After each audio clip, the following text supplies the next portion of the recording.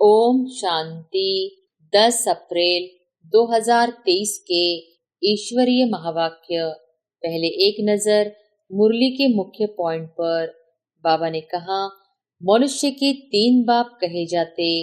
एक है आत्माओं का बाप शिव, दूसरा सारे मनुष्य सृष्टि अथवा मनुष्य सिजरे का रचता प्रजापिता ब्रह्मा, तीसरा फिर लौकिक बाप ऊंचते ऊंच परमपिता परमात्मा शिव है। फिर रचना रचते हैं ब्रह्मा विष्णु शंकर की। शिव निराकार अलग है, शंकर आकारी देवता है, परमात्मा एक है। यह पहली अच्छी रीति समझाना चाहिए। भारत में पवित्र राज्य था, अब यह अपवित्र राज्य। गृहस्थ धर्म के बदले गृहस्थ अधर्म हो गया है। फिर बाप आकर पावन बनाते हैं। और फिर बाबा ने कहा, शिव बाबा को अपना बाप मानती है, उनसे योग लगाने से शक्ति मिलती है, जिससे 5 विकारों पर जीत पाकर माया जीते जगत जीत बनते हैं। तुम शक्तियां हो, शिव बाबा से योग लगाने से तुमको शक्ति मिलेगी, नहीं तो कभी स्वर्ग के मालिक बन ही नहीं सकेंगे। परमपिता परमात्मा ने ऑर्डिनेंस निकाला है कि पवित्र बनो तो जगत का मालिक बनेंगे। इस दुखधाम से शांति धाम सुखधाम में चलना चाहते हो तो यह बातें समझो। और फिर लास्ट में बाबा ने कहा, सिवाय बाप के कोई भी मनुष्य को भगवान कहना रॉन्ग है। मनुष्य आत्माएं हैं और परमात्मा हमारा पिता है। हम आत्मा बच्चे और परमात्मा बाप दोनों अलग अलग चीज है। खुशनसीब बनाने वाला परमात्मा और बदनसीब बनाने वाला खुद ही मनुष्य है। परमात्मा तो हमें खुशनसीब बनाता है, परंतु तकदीर को बिगाड़ना व बनाना यह सब कर्मों के ऊपर ही मदार है। यह सब मनुष्यों के संस्कारों के ऊपर ही है। फिर जैसे पाप और पुण्य का संस्कार भरता है, वैसे तकदीर बनती है। और अब सुनते हैं महावाक्यों को विस्तार से। मुरली का सार। मीठे बच्चे, श्रेष्ठ बनने के लिए सदा श्रीमत पर चलते रहो। लक्ष्मी नारायण भी श्रीमत से इतने श्रेष्ठ बने हैं। प्रश्न है, भक्ति में गौमुख का यादगार क्यों बनाया है?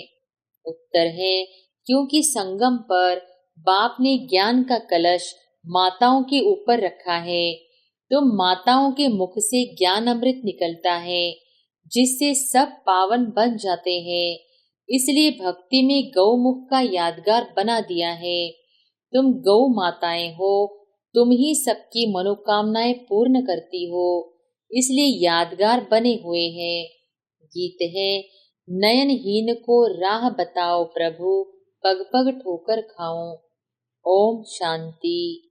बच्चों ने गीत सुना। भक्ति मार्ग वाले बच्चे बाप को पुकारते हैं कि हम जो नयनहीन बुद्धिहीन बन गए हैं, हमें राह बताओ। हे प्रभु जी, याद करते हैं अपने बाप को। उनको परमपिता परमात्मा कहा जाता है। सभी जीव की आत्माएं बाप को याद करती है।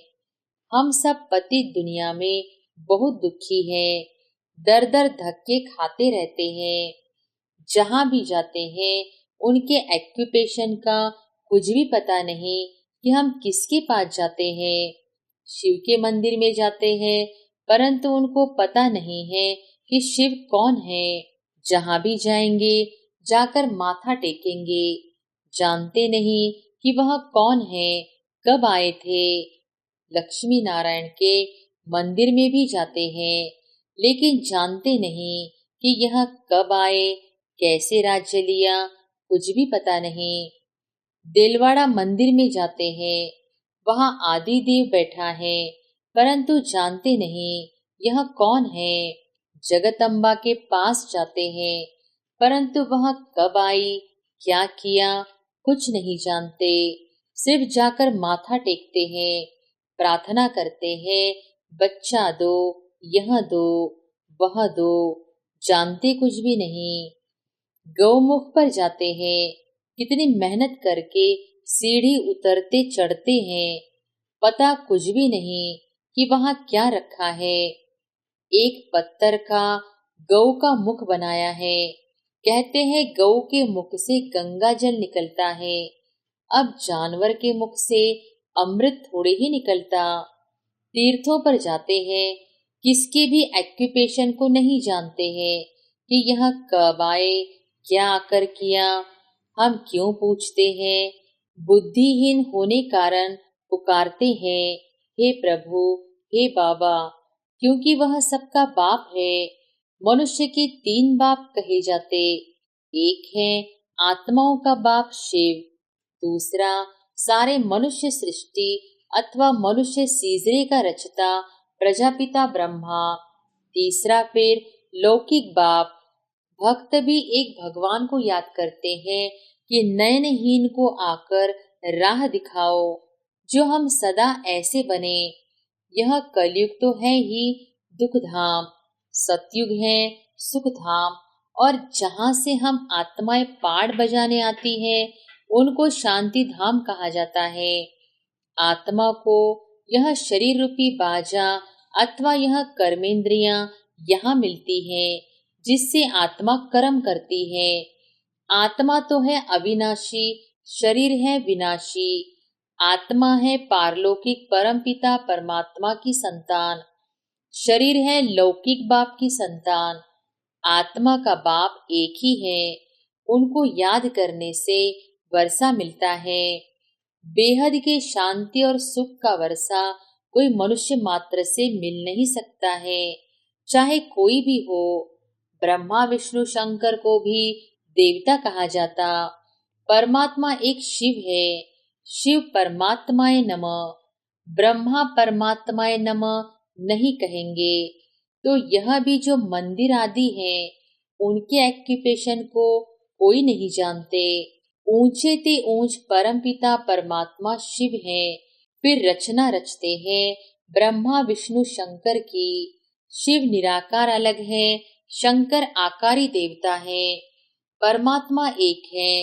यह पहेली अच्छी रीति समझाना चाहिए। पहले पहले तो बाप को जानना चाहिए, जो बाप स्वर्ग का रचता है।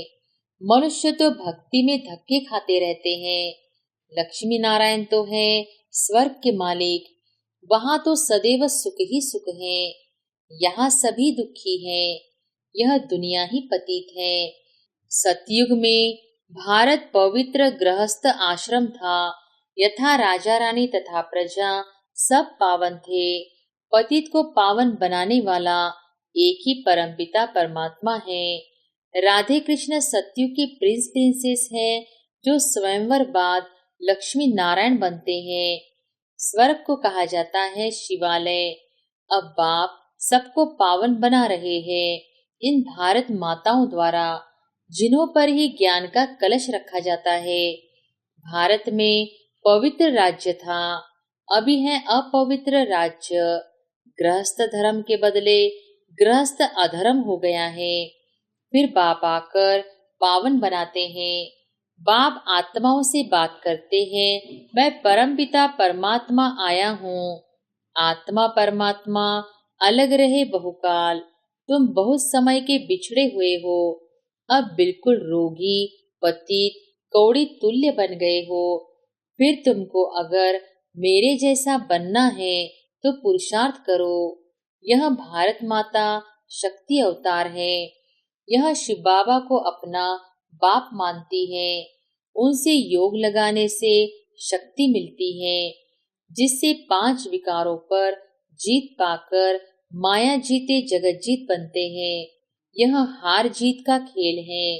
यह वर्ल्ड की हिस्ट्री ज्योग्राफी समझने से तुम चक्रवर्ती राजा बन सकते हो। बाप ही स्वर्ग के लिए पवित्रता सुख शांति का वर्षा देते हैं। यह राजयोग है। हठयोगी राजयोग सिखला न सके। अभी तुम बच्चों को श्रीमत मिलती है, जिससे तुम श्रेष्ठ बन रहे हो। रावण की मत से तुम भ्रष्ट बने हो। भारत अब रावण की मत पर चलने से इतना दुखी कंगाल बना है। जगदम्बा सबकी मनोकामनाएं पूर्ण करने वाली थी। वह भी माता थी। जगदम्बा ने श्रीमत पर भारत को स्वर्ग बनाया था, इसलिए उनकी इतनी महिमा गाई जाती है। पवित्रता के बिगर तुम पवित्र दुनिया का मालिक बन नहीं सकेंगे। आधा कल्प भक्ति मार्ग चलता है। अब बाप कहते हैं फिर पावन दुनिया का मालिक बनना है तो आकर समझो। अब श्रीमत मिलती है तो उन पर चलना है। मेरा तो एक शिव बाबा, दूसरा न कोई। मनुष्य तो 84 जन्म लेते हैं। तुम शक्तियां हो। शिव बाबा से योग लगाने से तुमको शक्ति मिलेगी, नहीं तो कभी स्वर्ग के मालिक बन ही नहीं सकेंगे। पारलौकिक बाप से 21 जन्मों का वर्षा मिलता ही है संगम पर, इसलिए पुरुषार्थ करना है। बच्चों का भी कल्याण करना है, फिर स्वर्ग के मालिक बन जाएंगे। यह राजयोग की पाठशाला है। भगवान वॉच, बच्चे मैं तुमको राजयोग सिखलाता हूँ, जिससे तुम राजाओं का राजा, स्वर्ग के मालिक बनेंगे। सिर्फ बाप को याद करो तो अंतमति सो गति हो जाएगी।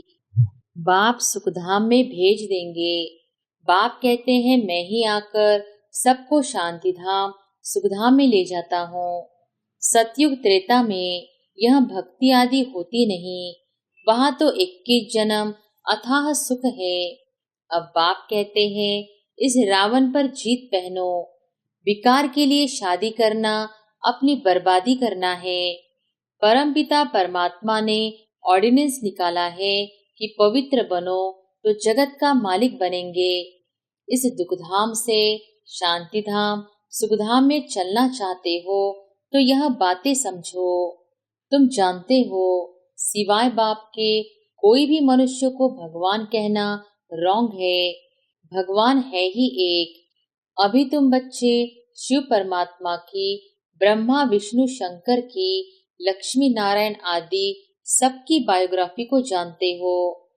अब तुम श्रीमत से ऐसे लक्ष्मी नारायण समान श्रेष्ठ बन सकते हो। पवित्र तो जरूर बनना है।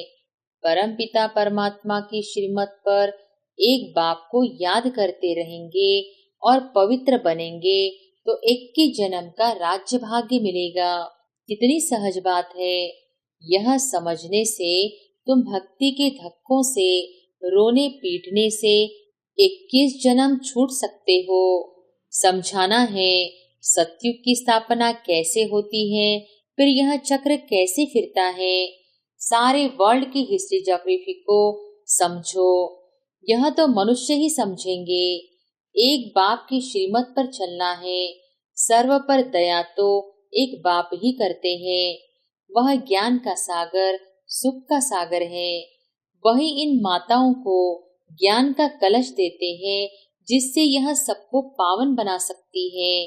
बाकी पानी की गंगा पावन नहीं बना सकती है। यह गौ माताएं हैं जिन्हों को ज्ञान का कलश मिलता है। यहाँ तो पढ़ाई है, पढ़कर देवता बनना है। ब्राह्मण देवता, क्षत्रिय, वैश्य और शूद्र यह वर्ण है। ऐसे यह 84 जन्मों का चक्र फिरता रहता है। इस चक्र को जानने से तुम चक्रवर्ती राजा रानी बन सकते हो। अच्छा, बाप दादा और मीठी मीठी जगदम्बा माँ का सिकिलधे बच्चों प्रति याद, प्यार और गुड मॉर्निंग। रूहानी बाप की रूहानी बच्चों को नमस्ते। धारणा के लिए मुख्य सार। पहली पॉइंट, पवित्रता के बल से श्रीमत पर चल भारत को स्वर्ग बनाने की सेवा करनी है। सबको एक बाप का ऑर्डिनेंस सुनाना है कि पवित्र बनो तो पवित्र दुनिया के मालिक बनेंगे।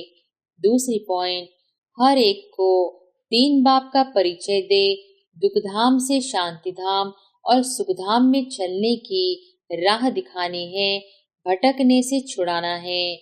वरदान है, मर्यादा पुरुषोत्तम बन, सदा उड़ती कला में उड़ने वाले नंबर 1 विजयी भव। मर्यादा पुरुषोत्तम बन, सदा उड़ती कला में उड़ने वाले नंबर 1 विजयी भव। नंबर 1 की निशानी है हर बात में विन करने वाले। किसी भी बात में हार न हो, सदा विजयी। यदि चलते चलते कभी हार होती है तो उसका कारण है मर्यादाओं में नीचे ऊपर होना। लेकिन यह संगम है मर्यादा पुरुषोत्तम बनने का युग। पुरुष नहीं, नारी नहीं, लेकिन पुरुषोत्तम है। इसी स्मृति में सदा रहो तो उड़ती कला में जाते रहेंगे, नीचे नहीं रुकेंगे। उड़ती कला वाला सेकंड में सर्व समस्याएं पार कर लेगा। स्लोगन है, एक बाप के श्रेष्ठ संग में रहो तो दूसरा कोई संग प्रभाव नहीं डाल सकता। मातेश्वरी जी के अनमोल महावाक्य। हम मनुष्य आत्माओं को पहले पहले कौन सी मुख्य पॉइंट बुद्धि में रखनी है, जिस पर खूब अटेंशन रखना है। पहले पहले तो अपने को यह पक्का निश्चय रखना है कि हमको पढ़ाने वाला कौन है। दूसरी पॉइंट है, हम सभी मनुष्य आत्माएं हैं और परमात्मा हमारा पिता है। हम आत्मा बच्चे और परमात्मा बाप दोनों अलग अलग चीज है। तीसरी पॉइंट, ईश्वर बेअंत भी नहीं है, ईश्वर सर्वत्र भी नहीं है। अब यही नॉलेज बुद्धि में रखनी है। इसलिए अपनी नॉलेज औरों से न्यारी है। भले दुनियावी मनुष्य समझते हैं हमको परमात्मा का ज्ञान है। अब उनसे पूछो आप में कौन सा ज्ञान है, तो कहेंगे ईश्वर सर्वव्यापी है। अब परमात्मा तो कहता है मेरा ज्ञान मेरे द्वारा ही मिलता है। जैसे बैरिस्टर द्वारा बैरिस्ट्री, डॉक्टर द्वारा डॉक्टरी सीखी जाती है। भला वहाँ बैरिस्टर भी अनेक होते हैं। एक बैरिस्टर से न पढ़ा तो दूसरा पढ़ाएगा, एक डॉक्टर से न पढ़ा तो दूसरा डॉक्टर पढ़ाएगा। मगर यह ईश्वरीय नॉलेज सिवाय एक परमात्मा बिगर कोई भी मनुष्य आत्मा, चाहे साधु संत महात्मा हो, वो भी नहीं पढ़ा सकेगा। तो हम कैसे समझे कि इन्हों में कोई परमात्मा का ज्ञान है। और चौथी पॉइंट, परमात्मा युगे युगे नहीं आता, बल्कि परमात्मा कलप कलप एक ही बार इस संगम युग पर अर्थात कलयुग के अंत और सतयुग के आदि संगम समय पर आता है और अनेक अधर्मों का विनाश कराए एक आदि सनातन सत धर्म की स्थापना कराता है। अब लोग कैसे कहते हैं कि परमात्मा युगे युगे आता है, और ऐसे भी कहते हैं गीता का भगवान श्री कृष्ण वो द्वापर में आया है। अब इन सभी बातों को सिद्ध करना है। गीता का भगवान श्री कृष्ण नहीं है, शिव परमात्मा है, और वो भी द्वापर में नहीं आता, संगम समय पर आता है। पांचवी पॉइंट, गुरु बिगर घोर अंधियारा कैसे हुआ है, वो गुरु कौन है। मनुष्य सृष्टि उल्टा झाड़ कैसे है, और हमको अपने 5 विकारों पर जीत कैसे पहननी है। छठवीं पॉइंट, हम वही पांडव योद्धे हैं जिसके साथ साक्षात परमात्मा है, उसी तरफ ही जीत है। और सातवीं पॉइंट, परमात्मा खुद सर्वशक्तिवान है, तो जिन्होंने परमात्मा का पूरा साथ लिया है उन्हों को ही परमात्मा द्वारा लाइट माइट दोनों ताज मिलते हैं। अब यह सभी बातें बुद्धि में रखना, इसको ही ज्ञान कहा जाता है। दूसरी पॉइंट, बदनसीबी और खुशनसीबी। अब यह 2 शब्दों का मदार किस पर चलता है। यह तो हम जानते हैं कि खुशनसीब बनाने वाला परमात्मा और बदनसीब बनाने वाला खुद ही मनुष्य है। जब मनुष्य सर्वदा सुखी है तो उन्हों की अच्छी किस्मत कहते हैं, और जब मनुष्य अपने को दुखी समझते हैं तो वो अपने को बदनसीब समझते हैं। हम ऐसे नहीं कहेंगे कि बदनसीबी व खुशनसीबी कोई परमात्मा द्वारा मिलती है। नहीं, यह समझना बड़ी मूर्खता है। परमात्मा तो हमें खुशनसीब बनाता है, परंतु तकदीर को बिगाड़ना व बनाना यह सब कर्मों के ऊपर ही मदार है। यह सब मनुष्यों के संस्कारों के ऊपर ही है। फिर जैसे पाप और पुण्य का संस्कार भरता है, वैसे तकदीर बनती है। परंतु मनुष्य इस राज को न जानने के कारण परमात्मा के ऊपर दोष रखते हैं। अब देखो, मनुष्य अपने को सुखी रखने के लिए माया के कितने तरीके निकालते हैं। फिर उस माया से ही कोई अपने को सुखी समझते हैं, कोई फिर उससे ही माया का संन्यास कर माया को छोड़ने से अपने को सुखी समझते हैं। मतलब तो कई प्रकार के प्रयत्न करते हैं, परंतु इतने तरीके करते भी रिजल्ट दुख की तरफ जा रहे हैं। जब सृष्टि पर भारी दुख होता है, तब उसी समय स्वयं परमात्मा आए गुप्त रूप में अपने ईश्वरीय योग पावर से दैवी सृष्टि की स्थापना कराए सभी मनुष्य आत्माओं को खुशकिस्मत बनाते हैं। अच्छा, ओम शांति।